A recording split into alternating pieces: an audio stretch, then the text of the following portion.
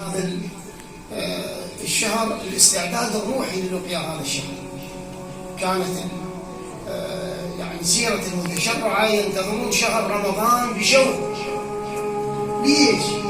لأن أولا أواصر المودة تزداد في شهر رمضان المبارك.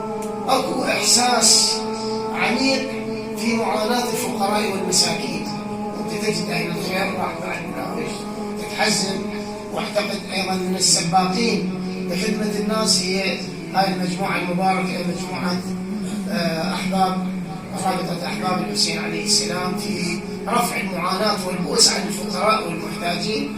أسأل الله أن يحفظ هذه المجموعة والقائمين عليها بحفظ الإيمان إن شاء الله، سواء البرامج الأخلاقية والعقائدية والقرآنية أو البرامج الخدمية اللي دائما الشباب الله يحفظهم قائمين بها.